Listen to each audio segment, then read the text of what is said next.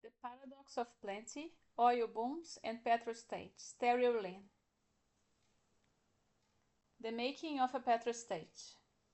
For Venezuela, the oil boom year of 1973 and 1974 was the modern equivalent of the drain of El Dorado.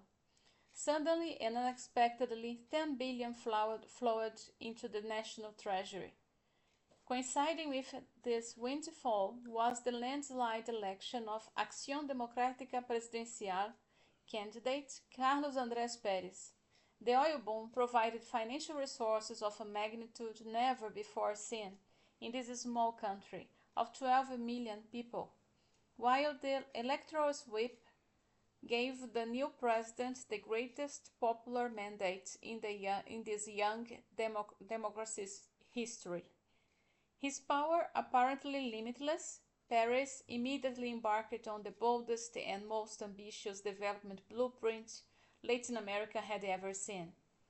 It seems that nothing could stand in his way.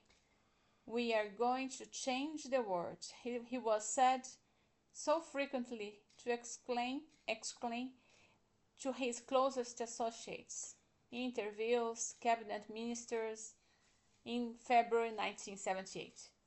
Like those who sought El Dorado before him, Paris based his plan on images of a possible future rather than on a full comprehension of difficulties in the present. I had a vision of a La Gran Venezuela, he reminisced, one that would be different from our country in the past. It would be modern, industrial, in an interview in March 1979. The first president since Rómulo Betancourt to have a projecto, a grand overview of the political and economic changes necessary to accomplish the accelerated modernization of an oil-based country. He rapidly sought to utilize the revenues from petroleum to translate this vision into government policy. Everything seemed possible, nothing too difficult. Yet, Paris immediately encountered obstacles that neither Venezuela's astonishing new oil money nor his own popularity could overcome. His administration's decision, the behavior of the citizens he governed, and even the vision he put forward would be shaped by past patterns of petrolization, skewed state formation, and uncertain regime consolidation, factors that proved to be too deeply rooted for even the most popular of presidents to overcome. This structuration of choice was generally not of his making. It was the product of hundreds of past decisions by his predecessors. But it was powerful enough to mold his own preferences, decision-making processes, and policies. Not surprisingly, when mulling over his records at the end of his first administration, the man who presided over his country's greatest oil village his awareness of these limits. I raised the hopes of our people and built confidence in our country, but there was too much that I could not do, that I, with all the oil money, could not change. Interview, Caracas, March 17, 1979. Years later, not long before being forced from power during his second term, he was even more chastised. A price spike is bad for everyone, but worst for developing countries that have oil. It is a trap. Interview, Stanford University, 1991. Not that the president lacked early warnings about the dangers of petrodevelopment. Juan Pablo Pérez Afonso, the outspoken oil czar, who became an early critic of the new administration of Pérez, remembered, he acted as if we had no cages, as if we could shed our poor history course, as if we were somehow different from the rest of Latin America. Of course we are different. We look more like Saudi Arabia than Brazil. We are Venezuela Saudita. Interview, Caracas, November 1978. Such warning had little impact at the time when Venezuela was literally drowning in money. But even presidents blessed by wealth, Paris discovered, form their preferences and make their decisions within the framework of a state that encourages some options over others, awards some choices more than others, and blocks some actions temporarily or permanently. This chapter examines the making of the Petro-State in Venezuela. It is intended to lend historical specificity to the theoretical discussion just concluded by examining the process of state formation before the entry of the oil companies. The impact of the establishment of the oil enclave and the transformation of the state between 1920 and the World War II. In depicting Venezuela's uneven state capacity, it emphasizes first the absence of distinctive state interests or even of any centralized or impersonal apparatus of domination remotely resembling a modern state. Until ever late. Second, the manner in which the exploitation of petroleum expanded the state's jurisdiction, concentrated power in the executive, and undermined bureaucratic authority. And third, the eventual emergence of the consensus for intervention based on the distribution of oil rents to subsidize non-oil activities. However, a petro-state cannot be said to exist for these reasons alone. To the contrary, the consolidation of this state form is marked by a definitive shift in its institutional arrangements, such that the selective mechanisms and overall incentives for policy become defined predominantly by petroleum, while state interests become separate from and sometimes even adversarial to foreign oil interests. The important markers of this process, as we shall see, are shifts in property rights and the structure of taxation. The coincidence in timing of modern state formation and oil dependence is a critical historical fact in the Venezuelan case. No other event approaches in significance this historical sequence.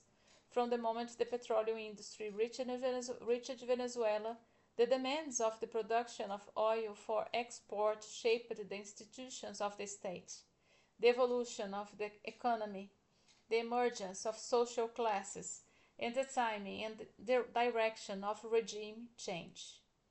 Indeed, every major development in the country after the introduction of the oil industry was conditioned by the meshing of the weak domestic political economy with the most powerful forces of the international economy. Other non-oil forces affecting state buildings throughout Latin America were not absent in Venezuela, but they were easily overwhelmed by petroleum, and the route through which the Petro-State became centralized and interventionist is unique. Arturo Uslar Pietri, one of the country's foremost intellectuals, may sound like an economic determinist, but he scarcely overstated his case when he wrote in 1972 that the petroleum is the fundamental and basic fact of the Venezuelan destiny. It presents to Venezuela today the most serious national problems that the nation has known in its history. It is like a minotaur of ancient myths in the depth of his labyrinth, cavernous and threatening. The vital historical theme for today's Venezuela can be no other than the productive combat with the minotaur of petroleum. Everything else loses significance, whether the republic is centralist or federalist, whether voters vote right or any other color. whether they built aqueducts or not, whether the workers earn 5 bolívares or 15 bolívares. All these issues lack meaning. Everything is conditioning, determinate, created by petroleum. Oil and regime change. The institutions of pacted democracy. Regime change in a critical juncture, a moment for dismantling or reinforcing cages. New regimes do not inherit a clean slate. They are grafted onto pre-existing state institutions, but they have some opportunity to reshape these institutions, either by altering their characteristics or by reinforcing existing political and economic practices and thus entrenching them more deeply.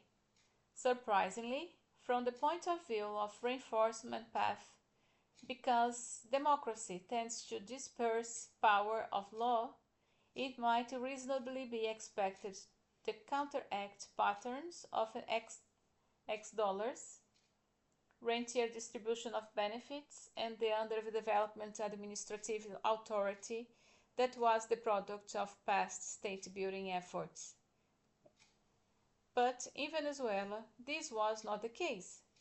Whether through conscious deliberation, unquestioning acceptance, or lack of attention, elite actors fashioned a polity that fortified the skewed patterns of the Petro-State and, in turn, was fortified by them.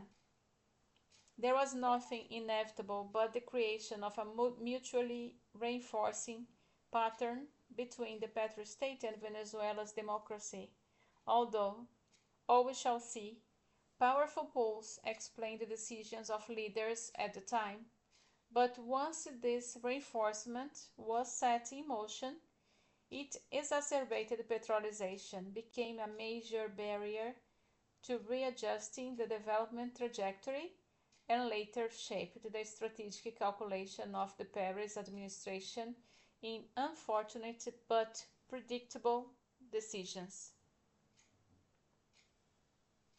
The explanation for this perverse cycle does not lie in the nature of democracy per se, but rather in the symbiotic interaction between the overwhelming incentives created by the Petro-States and the particular type of democracy established in Venezuela. Elsewhere, I have labeled this pacted democracy.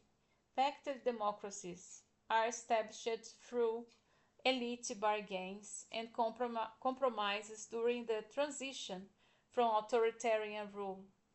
They ensure their survival by selectively meeting demands while limiting the scope of representation in order to reassure traditional dominant classes that their vital interests will be respected. Because they usually promote regime practices that are simultaneously top-down, inclusive yet preemptive and restrictive, they may bolster the patterns of the Petro-State by establishing formal institutions and informal norms that limit contestation, and by restricting the policy agenda and the autonomous organizational capacity of mass actors. The net effect may be an especially close fit between a type of circumscribed democracy and the uneven capacities of the Petro-State. Venezuela's democracia pactada reinforced the Petro-State and simultaneously sustained itself in several ways. First, its development of ideology strengthened the already powerful tendency to expand the state's jurisdiction vis-à-vis civil society, while its adoption of an explicit presidentialist model exaggerated the concentration of power in the executive. Second, its emphasis on containment through preemptive inclusion exacerbated clientelistic distribution, patronage, and political rent-seeking in part by creating standard operating procedures based on excessive compromise and on conflict avoidance through the distribution of petrodollars.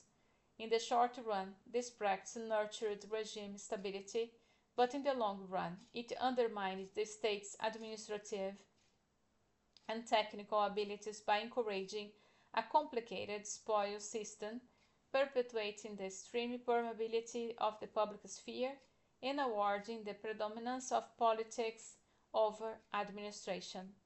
Finally, the deliberate restriction of a full working of democracy produced rigid political institutions that benefited from the status quo and thus were not easily reformed and readjusted. In the most telling example, the two major political parties, Acción Democrática and COMPEI, sought to keep the barriers to power especially high to guard their holes and the principal means of access to the state by sacrificing their programs and becoming machines for extracting rents from the public arena. Together, these factors encouraged the persistence of a development trajectory fueled solely by the expenditure of petrodollars. This chapter examines the transition of consolidation of Venezuela's democracy from 1946 to 1973. It is not intended to be a complex description of these years or the account of three administrations that immediately preceded the oil boom. Instead, its purpose is to highlight the dynamic and mutually reinforcing interplay between the petrodollars, the Petro-State, and the pacted democracy, which set the parameters for the defeat of the preferences that shaped the response of policymakers in the 1973 oil boom, because the manners in which the democratic regime reinforced both the institution of the Petro-State and their perpetuation of oil dependence was established in the critical years of 1958 to 1960.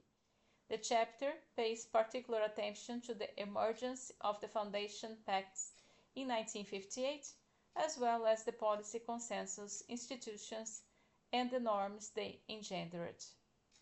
Petroleum and political pacts in the transition to democracy. Petroleum was the single most important factor in shaping the structural conditions for the breakdown of military rule, the subsequent creation of a reformist political space, and the maintenance of a democracia pactada in Venezuela, even if it cannot explain the specific timing, shape, or direction of regime change. Three oil-led changes described in the previous chapter augured especially well for the emergence of some type of reformist rule in Venezuela, the creation of an independent class of urban dwellers whose livelihood was removed from the land, the predominance of the middle class over a small working class, and the gradual elimination of what Moore, from 1966, calls the peasant question through the transformation of the landlord class into an urban commercial elite. When a group of young military officers, influenced by democratic ideologies during their service in World War II, led a coup against Gomez's successor, General Medina Angarita, these structural changes provided the basis for the formation of reformist parties, which subsequently encouraged the officers to opt for an electoral regime that few other viable options existed was due mostly to petroleum-related changes. The decline of the landlord class with the demise of agricultural exports had removed any incentive to form conservative peasant-based parties, or repressive agrarian rule, and oil eased the virulence of landlord-peasant disputes that racked other Latin American countries by providing a permanent exit from the land for both elites and masses. Karl Marx, 1987. No, Karl, 1987, sorry. At the same time, the relative weakness and small size of the urban proletariat made successful revolution unlikely. Acción Democrática, the young middle-class party, the military installed in power, governed for 3 crisis-filled years, referred to as the triennial, before being overthrown by armed forces in 1948. During its short rule, this embryonic government gave the first indicators of how democracy might fortify the Petro-State. First, Acción Democrática led the programmatic basis for an increase in the state's jurisdiction, a reformist party intent on uniting the peasants in declining agrarian sectors with the newly militant oil workers, as well as the emerging middle and industrial classes in Caracas. It embraced the ideology of sowing the petroleum through protected industrialization to cement an alliance between competing social forces. The multi-class program required an interventionist state and commitment reflected in the Constitution of 1947. Thus, the triennial government rapidly extended the state's role by almost doubling the number of state enterprises and institutes, creating 10 in 1946 alone, and founding the Corporación Venezolana de Fomento, CVF, the first important public sector enterprise designed to channel oil revenues directly into the process of private capital accumulation. Second, the government embraced the model of resource-based industrialization, which extended and deepened the oil-led development and which set the parameters for economic policy for decades to come. In 1947, the government negotiated the entrance of U.S. steel to the Guiana region, and Armament negotiated this entrance and gave it to Cerro Bolivar, the most important iron ore discovery of modern times, aided by U.S. advisors who were awed by immense power of the Caroni River. State managers devised a major electrification plan and proposed a feasibility study for a state-run steel industry and would draw on the iron ore as well as the massive hydroelectric power.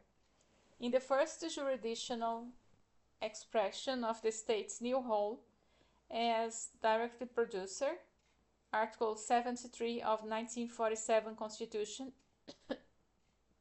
granted the state the right to reserve specific industries for itself and to plan and rationalize production. Third, the government used the state to create loyal but highly subsidized organized interests who were tied to a supportive of a resource-based economic model and the interventionist state, taking advantage of a brief rule to organize labor and peasant associations under the domination of a party and therefore to preempt their capacity for autonomous actions.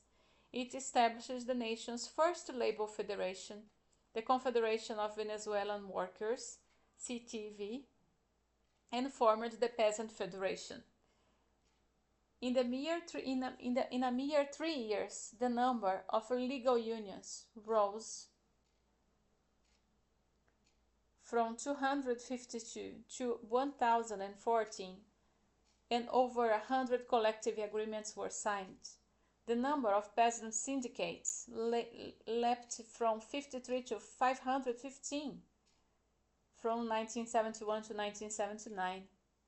The party won immediate benefits from its strategy, because unions led by its militants received government favors, including access to credits, public works projects, and water and sewage systems.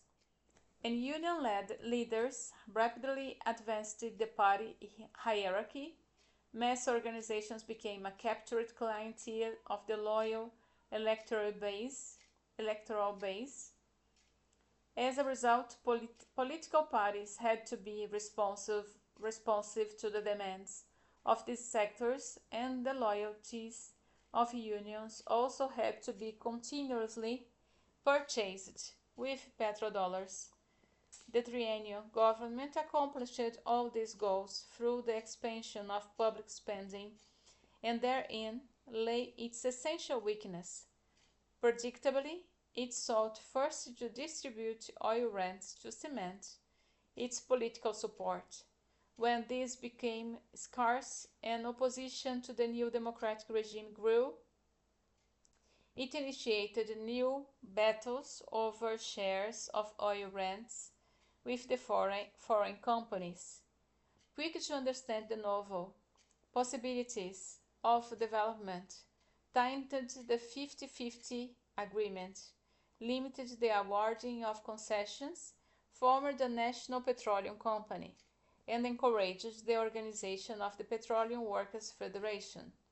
When the companies also predictably retaliated by threatening to move their operations to the Middle East, Pérez Afonso encouraged Saudi Arabia, Kuwait, and Iraq to adopt the 50-50 agreements, the first example of cooperation among producer countries. It was in 1974. But this move against the oil companies proved costly. It turned the US government against the regime and helped to cement the anti-democratic alliance of the companies.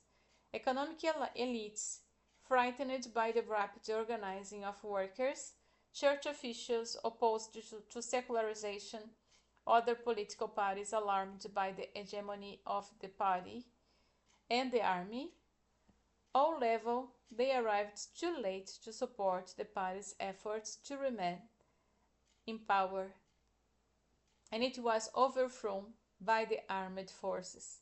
The military forces rule of Pérez Jiménez from 1948 to 1957, which replaced the triennial, is the striking example of the politically unsettling effects of the oil booms. A major oil boom, which seemed at the time to promise to sustain authoritarian rule, proved instead to be the backdrop to regime change. As a result of soaring demands for petroleum in the post-war period, the Iranian crisis in 1954, and the closing of the Suez Canal, Venezuela experienced a phenomenal bonanza. Between 1950 and 1957, Venezuela accumulated more foreign exchange than any other nation in the world, except West Germany, which was enjoying the fruits of the Marshall Plan. Crude exports expanded 70.4% per annum, while the sale of petroleum products increased 14% per annum per year throughout the decade. Daily production registered an enormous jump from 1.950 million barrels to 2.8 million barrels. Treasury reserves tripled, permitting high levels of public expenditures and the parallel expansion of the aggregate demand. And the market grew and domestic production became profitable for the first time. Manufacturing grew 313%, and the average rate of investment was a staggering 28%. The enormous amount of money circulating in the economy might have supported authoritarianism for a longer period despite the social changes traced in the previous chapter had Pérez Jiménez been able to manage the boom. But in the midst of plenty, he curtailed social expenditure and stopped to subside the previous party, what had granted all these subsidies that it was granted to industry as a whole. Instead, he spent money on his own favorite projects. Construction contracts awarded by the state became the primary source of illegal enrichment in the country, leading to permanent industrial problems. In contrast to the results of the AD party reformist policies between the 1950 and 57, labor shares of the national income dropped from 52% to 49%. Income distribution figures for the final year of the dictatorship show that 88% of all Venezuelans received about one half of the national income, while a mere 12% accounted for the other half. At the same time, Pérez Jiménez financial policies brought the economy to the point of total collapse. But overspending in the wake of the boom was not enough by itself to provoke a regime change. In 1957, Pérez Jiménez announced intention to remain in power indefinitely, catalyzed the opposition to his rule. When outlawed political parties, led by AD, moved into the open protest, they were joined by economic elites critical and the mismanagement of the economy and the slashing of the industrial credits. Pérez Jiménez attempted to paper over his overspending and corruption by selling new concessions to the oil companies, despite the provision of the 1943 Hydrocarbons Act. But this attempt simply fueled controversy. By January 1958, the Catholic Church, his own armed forces, and even former cronies of the Cámara de Construcción had joined the opposition. On January 2023, with the entire city of Caracas mobilized and demonstrations taking place around the country, Pérez Jiménez agreed to leave. One moment. The manner in which the exploitation of petroleum expanded the state's jurisdiction, concentrated power in the executive, and undermined bureaucratic authority, and third, the eventual emergence of the consensus for intervention based on the distribution of oil rents to subsidize non-oil activities. However, a Petro-State cannot be said to exist for these reasons alone. To the contrary, the consolidation of this state form is marked by a definite shift in its institutional arrangements, such that the selective mechanisms of overall incentives for policy became defined predominantly by petroleum, while state interests become separate from the sometimes even adversarial to foreign oil interests. The important markers of this process, as we shall see, are shifts in property rights and the structure of taxation. The coincidence in timing of modern state formation and oil dependence is a critical historical fact in the Venezuelan case. No other event approaches in significance this historical sequence. From the moment the petroleum industry reached Venezuela, the demands of the production of oil for export shaped the institutions of the state, the evolution of the economy, the emergence of social classes, and the timing and country after the introduction of the oil industry was conditioned by the meshing of the weak weak domestic political economy, with the most powerful forces of the international economy. Other non-oil forces affecting state building throughout Latin America were not absent in Venezuela, but they were easily overwhelmed by petroleum, and the route through which the Petro-State became centralized and interventionist is unique. Arturo Uslar Pietri, one of his country's foremost intellectuals, may sound like determinist again. Next page.